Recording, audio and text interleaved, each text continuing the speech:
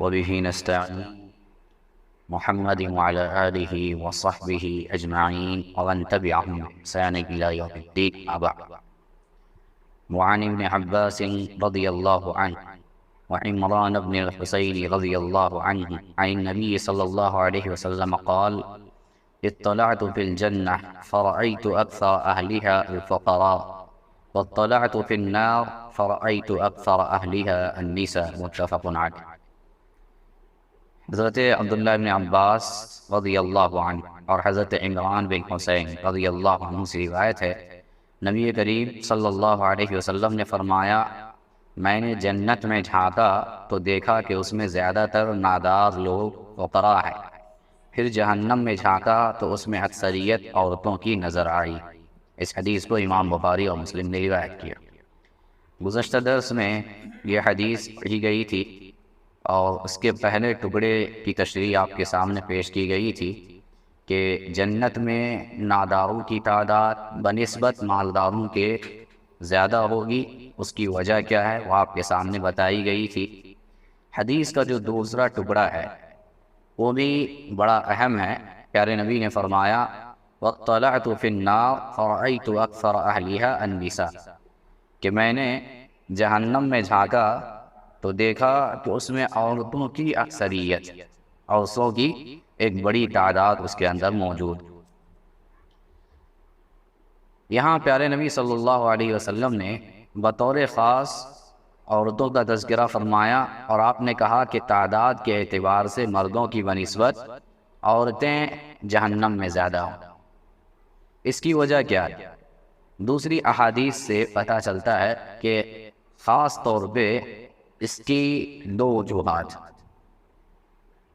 ایک وجہ اس میں کیا ہے؟ پیارے نبی صلی اللہ علیہ وسلم ایک مرتبہ عورتوں کی جماعت سے خطاب کرتے ہوئے کہتے ہیں کہ کثرت سے تم صدقہ کیا کرو، کثرت سے صدقہ و خیرات کیا۔ پوچھتی ہے کیوں؟ اس کی خاص کوئی وجہ؟ آپ فرماتے ہیں میں نے جہنم میں تمہاری کثرت دیکھی ہے، تعداد تمہاری زیادہ دیکھی۔ اس کا سبب پوچھا جاتا ہے تو پیارے نبی فرماتے ہیں تکفرن اللعن وتکفرن العشیر، کہ اس کی وجہ یہ ہے کہ تم عورتیں کثرت سے لعن طعن کرتی ہو، گالی گلوچ کرتی ہو اور اپنے خاوند کی ناشکری کرتی۔ یہ دو وجوہات بطور خاص حدیث میں بیان کی گئی۔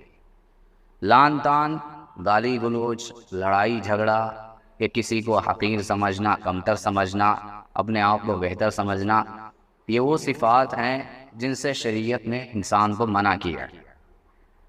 اور حدیث میں پیارے نبی صلی اللہ علیہ وسلم نے خاص طور پہ عورتوں کا ذکر کیا۔ اس کا یہ مطلب نہیں ہے کہ یہ بری عادتیں مردوں کے اندر موجود ہیں، یقیناً مردوں کے اندر بھی یہ بری صفتیں موجود ہیں۔ مردوں کو بھی ان بری صفات سے بچنا چاہیے اور حتی الامکان بچنے کی کوشش کرنی چاہیے۔ ان کی جگہ پر اچھی صفات، اچھی عادات اور اچھی چیزوں کو اپنانے کی کوشش کرنی چاہیے۔ لیکن مردوں کی بنسبت عورتوں کے اندر یہ بیماری جو اخلاقی بیماری ہے، یہ مردوں کی بنسبت عورتوں میں زیادہ ہوتی ہے، اور اس سب کا مشاہدہ عام طور پہ آج کے سماج میں بھی دیکھنے کو ملتا ہے۔ یہی وجہ ہے کہ قرآن مجید میں سورۃ الحجرات میں دیکھیے اللہ رب العالمین نے معاشرے کے اندر امن و امان پیدا کرنے کے کچھ اصول بتائے۔ ان اصول میں پہلا اصول اللہ فرماتا ہے یا ایھا الذین آمنوا لا یسخر قوم من قوم عسى ان یکونوا خیرا منهم، کہ اے ایمان والو تم میں سے کوئی بھی دوسرے جماعت کا مذاق نہ اڑائے۔ لا یسخر قوم من قوم عسى ان یکونوا خیرا منهم، ہو سکتا ہے کہ جس کا مذاق اڑایا جا رہا ہے وہ اللہ کے نزدیک بہتر ہو بنسبت اس کے جو مذاق اڑا رہا ہے۔ یہاں اللہ رب العالمین نے ہر ایک کو مذاق اڑانے سے منع کر دیا، لیکن اس کے بعد خاص طور پہ اللہ رب العالمین نے عورتوں سے پھر خطاب کیا وَلَا تَسْخَرْ قَوْمٌ نِسَاءٌ مِّن نِسَاءٍ عَسَىٰ أَن يَكُنَّ خَيْرًا مِّنْهُنَّ، پھر خاص طور پہ کہا کہ عورتوں سے بھی یہ گزارش ہے، عورتوں کے لیے بھی یہ حکم ہے کہ عورتوں کی جماعت بھی دوسری عورتوں کی جماعت کا مذاق نہ اڑائے، کہ ہو سکتا ہے جس کا مذاق اڑایا جا رہا ہے وہ عورت اللہ کے نزدیک زیادہ بہتر ہو بنسبت مذاق اڑانے والی عورت۔ تو یہاں پہ حالانکہ تذکرہ پہلے جو کیا گیا مومنوں سے خطاب کیا گیا، ہر ایک کے لیے حکم تھا، اس میں مرد اور عورتیں سارے آ جاتے، لیکن بطور خاص الگ سے اللہ رب العالمین نے تذکرہ کیا۔ اہل علم کہتے ہیں کہ اصل میں اس کی وجہ یہ ہے کہ یہ جو بیماری ہے یہ بیماری عورتوں میں بنسبت مردوں کے زیادہ ہوتی ہے، اس لیے خاص طور پہ انہیں متنبہ کیا گیا۔ وہی معاملہ یہاں پہ بھی ہے کہ بری عادتیں یہ مردوں کے اندر بھی ہے، لیکن خاص طور پہ حدیث میں جن دو چیزوں کا تذکرہ کیا گیا وہ عورتوں کے اندر زیادہ پائی جاتی ہے۔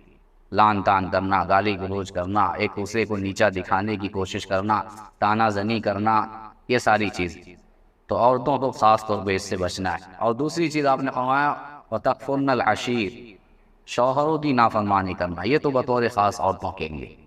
آپ ایک دوسری روایت ہے صحیح بخاری وغیرہ کی، اس میں آپ صلی اللہ علیہ وسلم فرماتے ہیں کہ بعض عورتیں ایسی ہوتی ہے کہ زندگی بھر تم ان پر احسان کرتے رہو، زندگی بھر احسان، حتی الامکان کی ضروریات کو پوری کرنے کی تم کوشش کرتے رہے، لیکن کبھی تمہارے اندر کوئی کمی نظر آئی بس وہیں پہ سب کچھ ختم ہو جائے گا اور کہنے لگے گی کہ میں نے تمہارے اندر کبھی کوئی خیر ہی نہیں دیکھا۔ یہ صحیح بخاری کی روایت۔ جب پیارے نبی صلی اللہ علیہ وسلم عورتوں کے حوالے سے یہ بات کہہ رہے ہیں تو یقیناً اس بات کے اندر صداقت ہے، سچائی ہے۔ لہٰذا ہم اپنے گھروں کی اصلاح، عورتیں چونکہ موجود نہیں ہیں، مرد حضرات موجود ہیں، یہ جو اسلامی تعلیمات ہیں جا کے عورتوں کو گھر میں بتائیں، اپنی بیوی ہو یا ماں ہو یا اسی طریقے سے بیٹیاں ہوں، ان کی تربیت مرد کے ذمہ ہے۔ مرد کو ان تمام چیزوں پہ خیال رکھنا چاہیے، دھیان دینا چاہیے تاکہ گھر کا جو ماحول ہے وہ اچھا ہو سکے، پرسکون ہو سکے۔ دعا ہے کہ رب العالمین ہمیں عمل کرنے کی توفیق عطا فرمائے۔ آمین وآخر دعوانا